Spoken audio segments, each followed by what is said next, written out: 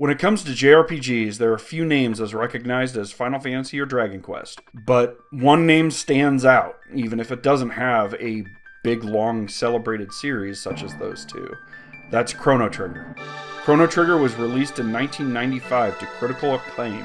I remember it being released, but I didn't get my hands on a copy for myself until it came out on the PlayStation with Final Fantasy IV in the Final Fantasy Chronicles collection. Despite having not owned a copy on the SNES, it was and is still one of the games on the system I hold in the highest regard. I borrowed it from my friend multiple times over the years until I got a copy for myself on the PS1. It became a summertime staple for me, and I still get an itch to play it when the weather starts to warm up. Well, winter is behind us here in my part of the Midwest, and my 10-year YouTube anniversary is, well, it's here. So now's as good a time as any to take a look at Chrono Trigger.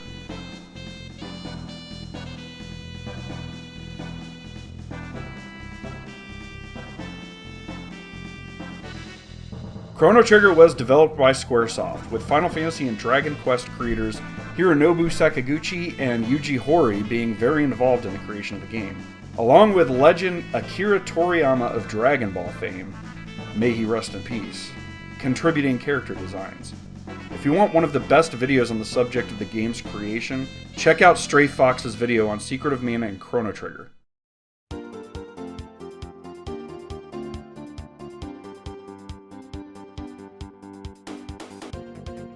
Chrono Trigger starts in the town of Truce, where a millennial fair is being held to celebrate 1,000 years of rule by the Guardia Kingdom.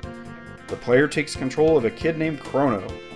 Well, some people call him Chrono. I don't know, I've always called him Chrono.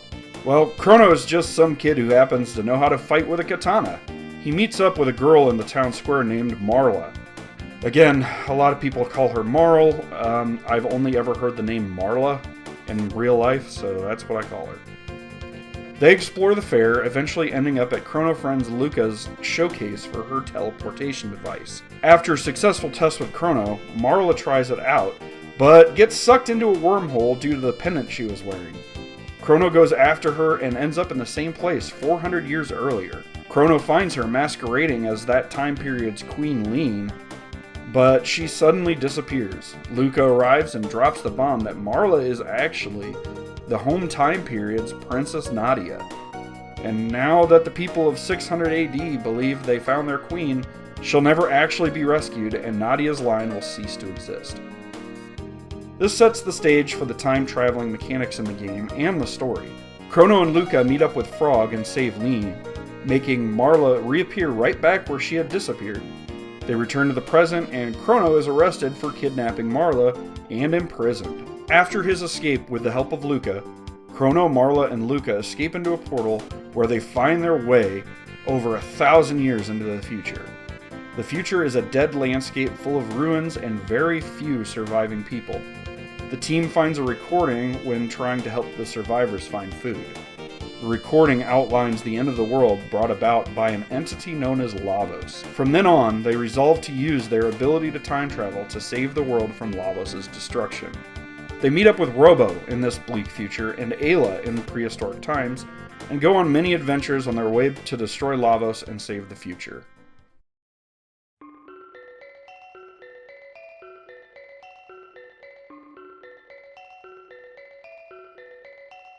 This game looks and sounds gorgeous. The character art and animations in-game are amazing. There are so many different frames of animation per character, whether they're just running or doing some sort of attack or casting a spell. Everything is exaggerated just enough that these little pixel characters look more alive than anything Square had ever done up until this point. Of course, the artwork that the sprite art is based off of was done by Akira Toriyama, and that was pretty easy to find, as a lot of it was in the original instruction manual or the Nintendo Power Player's Guide that I also had access to. Some of these original pieces of art were just so freaking cool.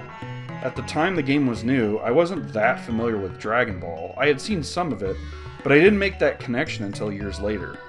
That being said, if you look at some of this side by side, you can immediately tell it's Toriyama's work.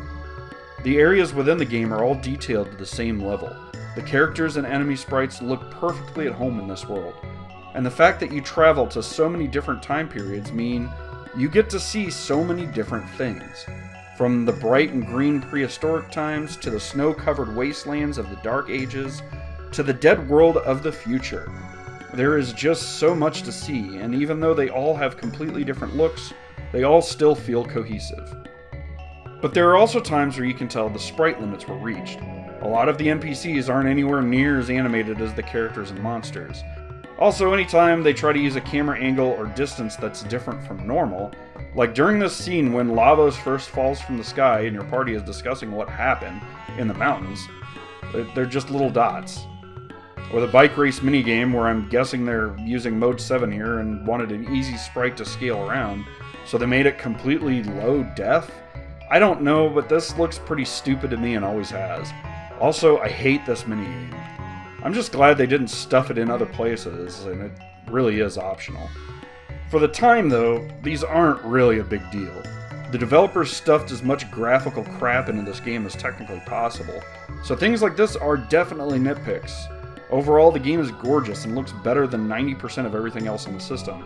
I just never see anyone talk about these weird little portions. The music is some of my favorite in all of gaming. I use the soundtrack fairly often for while I'm working or doing some kind of task I need lyricless music to help me focus. It's great for that. As far as SNES music goes, it's some of the best, with a great use of instrumentation and very unique and iconic compositions. It's also long been a staple game in my video game covers playlist I have on YouTube, which has like over 900 entries and was gathered over the last decade. Wow. That's a lot of stuff. One of the coolest things I love about Chrono Trigger is how the graphics and sound come together to create some of the most memorable and iconic magic spells and attack abilities in gaming. At least to me, anyway. A few of my absolute favorites are Chrono and Marla's Ice Sword 2, Lucca's Flare, and the sound of Frog's critical hits along with his animation. And the final kick triple tech between Chrono, Marla, and Ayla.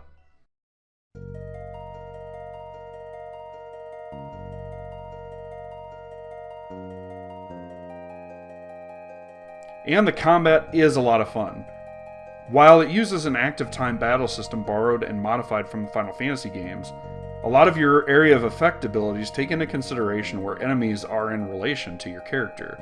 For example, if you use a line attack like Ayla and Chrono's Falcon hit, it's only going to hit any enemies at a certain point in line across the screen. Enemies that are outside the line won't be affected. Also, some of Robo's attacks are only for the area around him, so if enemies are too far, he won't hit them. Additionally, your two ranged characters, Marla with her crossbow and Lucca with her guns, will do a slightly less effective close quarter attack on enemies if they are too close. Sometimes it's better to go ahead and let your melee fighters clear out those enemies that are on top of your ranged combatants, instead of Lucca pistol whipping them, for example. One thing that I have a love-hate relationship with in Chrono Trigger is how you transition to combat. You're walking around, see some enemies on the map, you approach them or maybe they ambush you, and combat takes place right then and there. Well, after a little animation that plays out and all the enemies and characters get into their designated positions to start combat. It's super charming and it adds so much to the game. But for me, after playing this game a bunch, it's like, alright, come on, let's just get to it, please. It's not a huge deal, but sometimes I just wish the little animations would move a little bit faster, or you could skip them and go right to combat.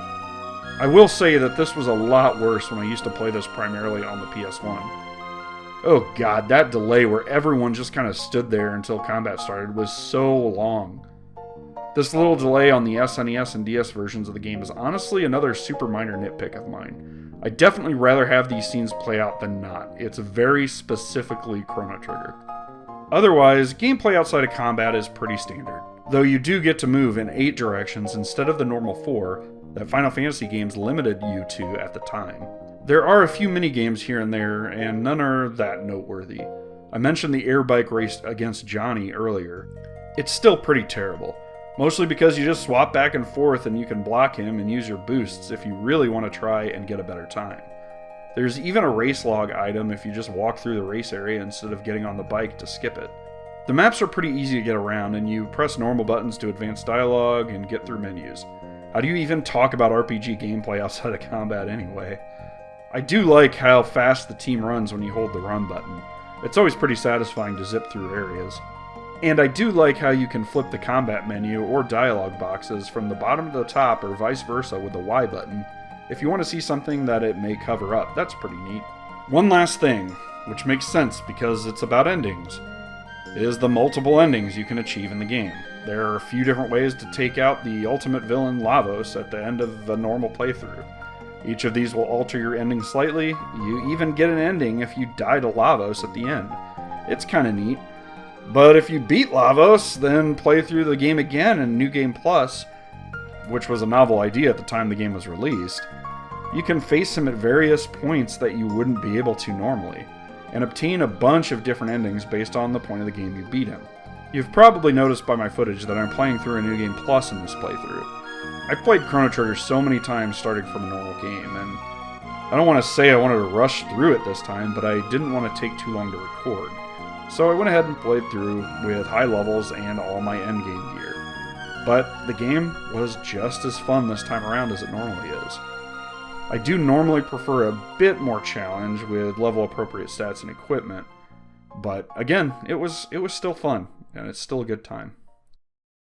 Chrono Trigger is definitely one of the best games of all time, absolutely one of the best games on the Super Nintendo, and one of Square's best games ever. Chrono Trigger really needs like a good 2.5D remaster or remake, kind of like how they've done with Live a Live and the Saga games. It's like, why are they putting so much time into those games? And they've got Chrono Trigger sitting right here. I don't understand it. But anyway, you need to play Chrono Trigger however you can. My recommendation is probably to just go ahead and play it on emulation for Super Nintendo or DS.